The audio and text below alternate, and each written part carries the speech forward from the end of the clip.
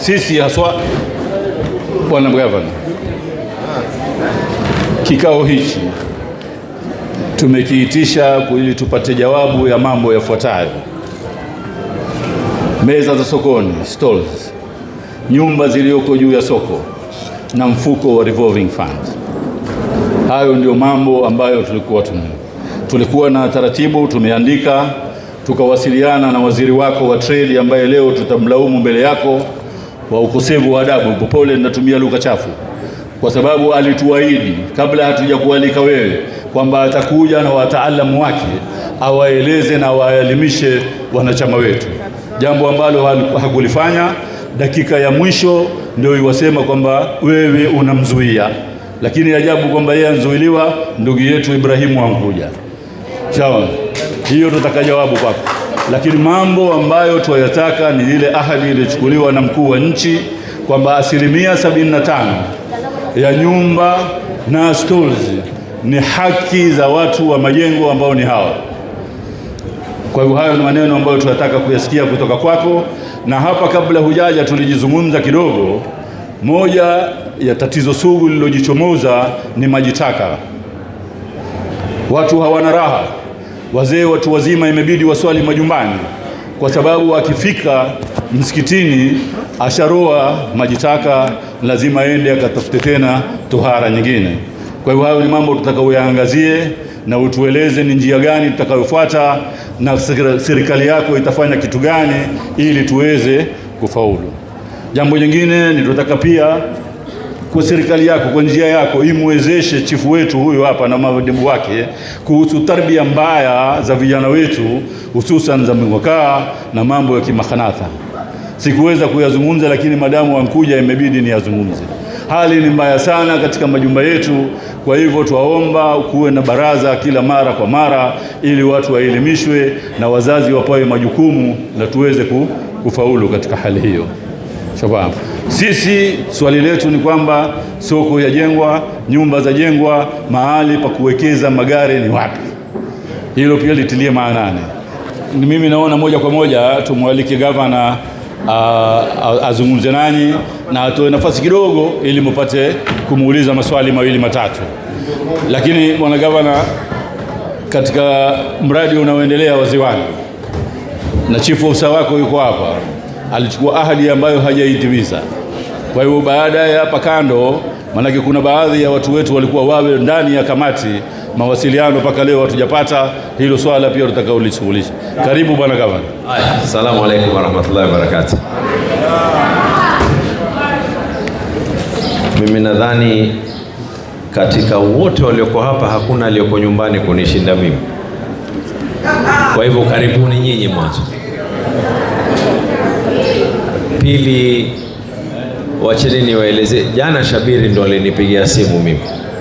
Huwa alinipigia simu jana, akaniambia tumemwomba waziri aje atuzungumzie mambo fulani. Nikamwambia lakini nimeitisha mkutano kwa sababu hapo tunapokwenda kidogo tutakuwa tuko mbio za siasa, na tukishiriki siasa bila kuangalia haya mambo yetu ya kazi itakuwa na matatizo. Sasa kila Jumatatu naregesha mkutano wa asubuhi kidogo na hawa mawaziri, ili wiki nzima kama nafanya mambo mengine na wao waendelee na zile kazi. Mimi nikamwambia Shabiri, lakini madam hukunialika, umenipigia kunijulisha umemwita waziri, najialika mwenyewe mimi. Kwa hivyo hakunialika Shabiri, najialika mwenyewe.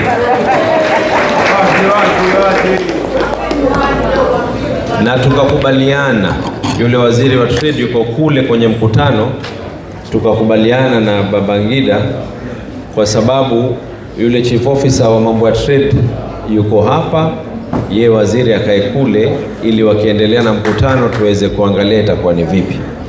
Kwa hivyo msameheni kwa leo tu, siku nyingine msimsamehe.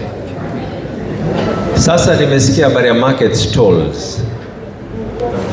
Hili jambo tulizungumza na baadhi yenu walikuja ofisini, lakini nataka kuweka wazi sasa. Kupeana stalls ni kazi ya serikali ya county. Hakuna mtu mwingine, ni sisi wenyewe tutoa hizi stalls za soko. Mimi nina fikra moja na nimewaambia hawa waangalie jinsi tutakavyoweza kuifanya. Tatizo kubwa lilioko, watu wengi wakipatiwa hizi stall za soko twaziuza. Tena wengi, hata hii soko ya majengo ikianza, walikuwa wote ni watu wa majengo, kisha nyote kila mmoja akauza. Naomba Amiri, asante.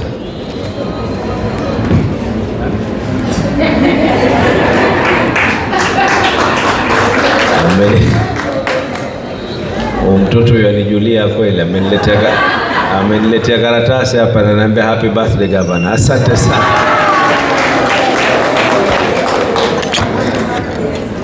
Sasa mimi nina rai moja na najaribu kuiangalia kisheria kama itaweza kupita. Hizi stall za soko tukizitoa tuzipeane na sectional title. Kupeana sectional title yamaanisha ikiwa wewe kama mkazi tumekukabidhi ile,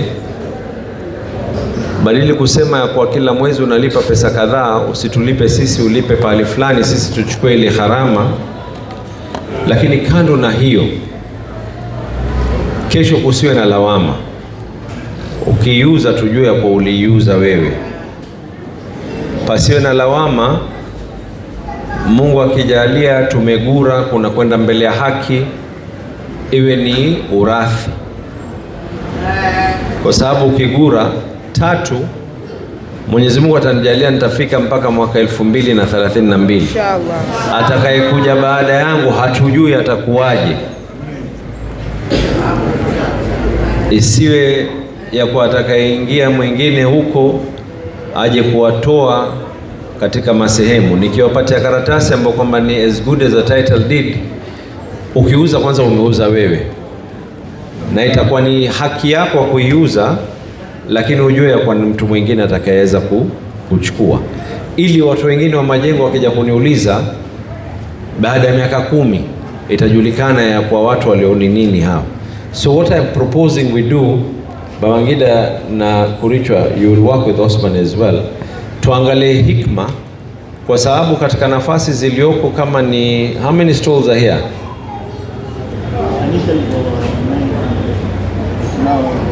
Itakuwa ni karibu about okay.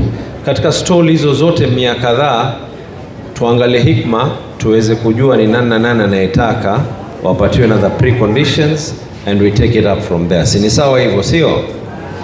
Kwa hivyo hiyo watu wa majengo wasipopata, na watu wa Mombasa kwa jumla, kwa sababu mumenizaa mukanilea kisha mukanipeana kwa watu wa Mombasa nzima, ni lazima pia tuweze kukumbuka kwa Mombasa ni kubwa, lazima tuangalie na wengine, ili na watu wa majengo pia na wao waweze kusaidika katika maeneo mengine. So hiyo ni kwanza. Pili ni kuhusiana na houses. What we will do, tutafanya bidii, nitaongea na waziri ili zile applications zianze sasa zenu nyinyi. Hii ya nyumba haiko chini yetu sisi, hii ya soko iko chini yetu sisi. Kwa hivyo kama kuna lawama ya kwa watu hawakupatiwa nafasi, ni mimi nitachukua lawama. Hii ya nyumba wana ile app yao ya boma yangu, lakini what I'll propose will do, tutafanya kazi na chief na sub county, kisha wale ambao kwamba wanataka we do a sensitization katika hii hall, watu waweze kuapply, kisha sisi tuangalie njia tutaweza kuwasaidia ni vipi. Si ni sawa hivyo? 3, nimesikia kuhusiana na mambo ya parking itakuwa wapi. Actually proposal ambao kwamba tumetoa sisi, hii hospitali ni ya zamani, hii holi pia ni ya zamani. Hakuna kitu cha thamani hapa katika majengo sasa hivi kama hii ardhi. Tumetoa proposal ya kwa hii soko na hii hospitali na hii tujenge kama itakuwa ni ghorofa 1, ghorofa 2, kisha kuwe kuna ghorofa nyingine za parking pia. Lakini kando na hiyo, hii plan hii iko na parking. Hii plan hii ya market actually has parking za chini na nyingine. So walikuwa tayari washaweka hesabu ya parking. Lakini sababu ya kwa nini tuweze kuweka parking zaidi hapa ni hii hospitali, idadi kubwa ya watu wenye kuitumia hii hospitali ni wale wenye kwenda sokoni. Idadi kubwa wenye kwenda katika hospitali hii ni wale wenye kwenda sokoni. Soko ikizidi itabidi uwe na hospitali kubwa. Soko ikizidi lazima tuwe na sehemu wale watakao kuja katika kufanya mambo fulani, na hata majirani tuangalie njia kwenda na sehemu ya magari kuweza kuwekwa. So kuna proposal ile ambayo kwamba tumepeana kwa watu wa housing. Rais alipofika hapa alilizungumza hili mambo ya hii hospitali na hii holi. Sisi tumepropose ya kuwa badala ya kujenga holi namna hii tuweke mabati, ni afadhali kuwe na holi na hospitali kisha kuwe na nafasi ya parking pia vile vile. Lakini sasa swala hili sugu la Siwa,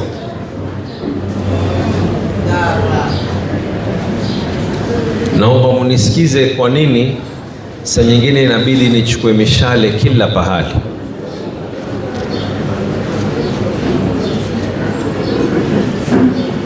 Nyumba ni zetu, sio? Wala hii shida haikuanza serikali iliyopita, wala haikuanza 100 ama 200 ya serikali zilizopita. Hii shida ilianza serikali nyingi zilizopita. Watu walianza hii majengo, sehemu kubwa yake haina line ya Siwa. Kila mmoja aliopatiwa nafasi ya kujenga akaambiwa, ukijenga jenga na mahali ambapo kwamba itakuwa na shimo la choo. Watu wakafanya tamaa, kuanzia babu zetu watu walifanya tamaa. Ile line iliyokuwa iko pale ni line ya maji ya mvua kuweza kupita. Maji ya mvua yanatoka hapa hii Mombasa, tuko na storm water inaofaa kuweza kufika mpaka baharini. Kila aliyejenga hapa wakaamua badala ya kujenga lile chimo la shoo ambao kwamba baada ya muda kuna ile hanisaka inakuja, kila mmoja akaenda akaconnect katika storm water. Yale ninayoyastahamili mimi ningelikuwa ni wa kuweza kuanza kufanya action kwa sababu ya video, itabidi hii majengo nzima karibu nizivunje nyumba, kwa sababu watu washakwenda connect, hana nafasi ya kuweza kuweka shimo. Ikiwa hana nafasi ya kuweka shimo, hata baadhi ya misikiti yetu pia, kwa sababu kila mmoja alijenga aliamua ya kwa akijenga anajenga katika. Sasa kawaida ya choo nacho chatoa acid, pipe zile zimejengwa kuweza kuzuia maji. Kukinyesha mvua nyingi, pipe sasa unaona ya kwa sasa zimeanza kuvurujika. Kukinyesha mvua nyingi, yale storm water hata kama itanini kidogo inafaa kupandisha maji, lakini sasa inapandisha na yale yanayotoka katika majumba. Sasa swali ni kama kiongozi, suluhisho ni lipi? Suluhisho moja ni mimi kuja kusema hapa ya kwa kila mmoja mvunja sheria, mpaka majirani zake walomzaa Abdul Somad, kila mmoja mvunja sheria. Kwa hivyo tufungeni nyumba zote. Mutakwenda nyinyi wenyewe mlioko hapa, mutakwenda wapi? Nikibloki kila moja choo chaenda huko kuliko nini. Sasa angalieni, tulijaribu hii kubloki katika eneo moja tu la Mombasa la Chuda, wakazuka watu wakasema ya kwa mimi si nilijenga, mimi nilirithi. Yule alirithi alisema kwa mimi si nilijenga, mimi nilinunua kwa mtu huyo. Alojenga ashakufa, ashakwenda mbele ya haki. The solution is tuangalie ni njia gani pesa zinazohitajika sasa kuweza kurekebisha problem hii ambayo kwamba tumeileta wenyewe. si milioni 3 wala milioni 4. Wajua, kwa fikra za watu wanaona ya kwa tutoke hapa chimba tu, sijui ni pipe ambazo kwamba mnazozitumia ni pipe za maji. Suluhisho inayohitajika, na kuna drawing nzima imefanywa, na ndio sababu moja kuu kukubali hii ifanywe hapa ni hawa watu wa affordable housing waweze kuweka pesa tuweze kujenga piping katika hii maeneo yetu, kisha kila mmoja tumwambie sasa connect katika ile pipe ambayo kwamba inaufaa. Lakini suluhisho la shida ambayo kwamba imesababishwa tangu mwaka 1980 mpaka sasa huwezi kuitatua kwa muda wa masiku. Na wallahi ni rahisi sana mimi nikiwa nitasikiza hizi fujo za video za TikTok, sijui huyu ajitia sijui mtetezi wa nini, huyu ajifanya nini, wallahi nikafuata njia hiyo, kila mmoja hapa atakuwa hana mahali pa kwenda. Lakini lazima nistahamili mimi, nichukue mimi makombora, na niko radhi nichukue mimi makombora, lakini bora niwe na suluhisho ambalo kwamba litakuwa lenye kukaa kwa muda.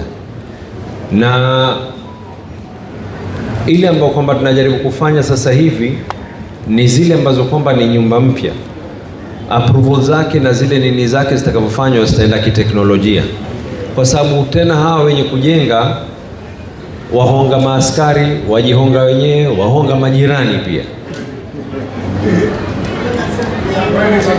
Sasa ile ambayo kwamba tumefanya ni ile system tulioweka ni yule atakayekuwa ni inspector hasaini karatasi yako yuko nyumbani, atakuwa na mashini ambayo kwamba lazima afike site. Asipofika site ile mashini haiwaki.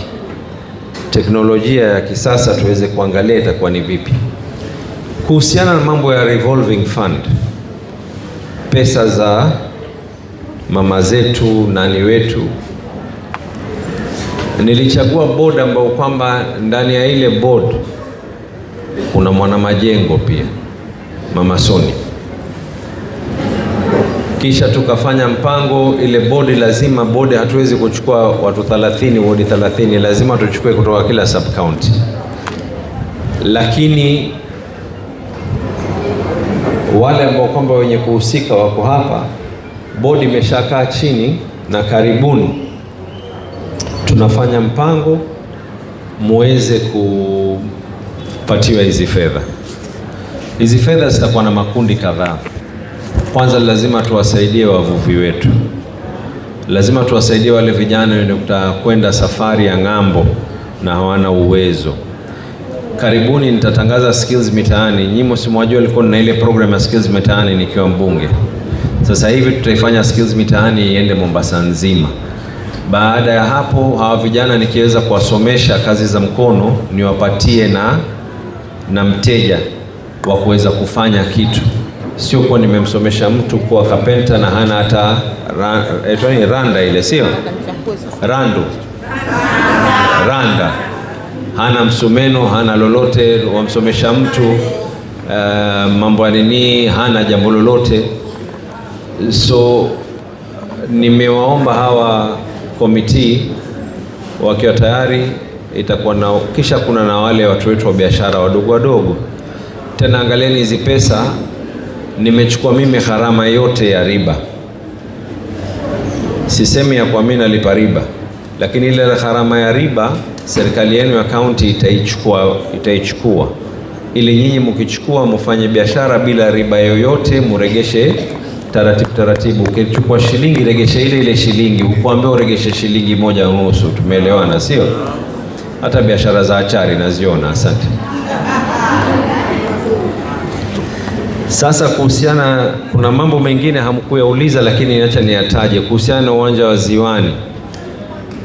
There's nothing wrong. Get in touch with the CC wa sports na waeke komiti ya mtaani waweze kuoversee. Si hakuna tatizo lolote. Uwanja ninaojenga watoto wetu wacheze. Uwanja nimeujenga kwa sababu ni haki tuweze kuacha kitu ambacho kwamba kitakuwa ni chenye kuleta natija katika maeneo yetu. vijana wapotea. Tusipoatia katika viwanja tutawatoa jela. Kwa hivyo hii itakuwa ni stadium, si kiwanja hiki cha nini. And we want to sina nia wala madhumuni ya baada ya miaka 10 nichukue stadium niibebe mgongoni. Itakaa pale pale, wala hakuna mtu ambaye kwamba ataweza hata si hapa peke yake. Tuwajenga nyingine Mwahima, Likoni. Nimeomba kununua ardhi, tunangoja assembly wapitishe. Kisauni ni wajenge na wao pia mahali watoto waweze kucheza. Jomvu, mbunge tayari ameshaanza, tunajaribu kusaidiana naye katika masala hayo. Na kando na hayo, kuna kitu kimoja nataka kufanya hapa, na nimepropose tuifanye pale Majengo Primary. Kulikuwa kuna nyumba pale, lakini kulikuwa kuna tatizo ndani ya nyumba za uzwa mjani na watoto wapita pale pale. Wala sisikitiki kusema ya kwa zile nyumba za county zivunjwe, nilitoa mimi amri, kwa sababu wale watoto wakistirika nimestiri wote. Sijui kama tuelewana. Wale watoto wakistirika tumestirika sote hapa. Haiwezekani ya kwa mtoto yuenda skuli kisha yuona kuvuta mjani kitu cha kawaida. Tuharibike sisi ukubwani, lakini hawa watoto tuwaache, sio? Kwa hivyo kuna plan ambayo kwamba nataka kufanya. Sasa hivi kuna ECD pale Majengo Primary, Mvita Primary pale. Mvita Primary ndio shule peke yake ya umma katika Majengo nzima. Iliyoko nyingine ni Majengo Primary, lakini kwa wodi ya Kingorani. Ashakusikia akitoka hiyo kuona. Na washalipwa mshahara.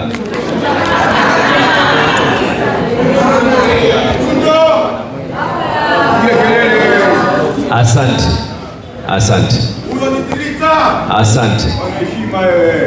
Haya, acheni ni vijana wetu tu, wamemwona Nyundo, wanajua mambo mazuri leo.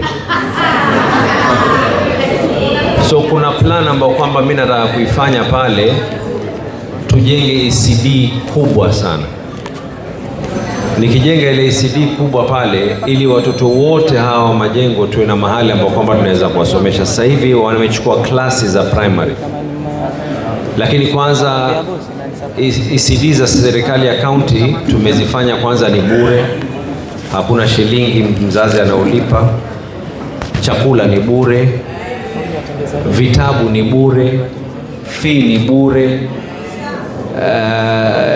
Tumesema kwa matibabu wa chini ya miaka 5, najua kuna madaktari wengine wajuaji, ni bure. Ilobaki tuwaomba muzae tu.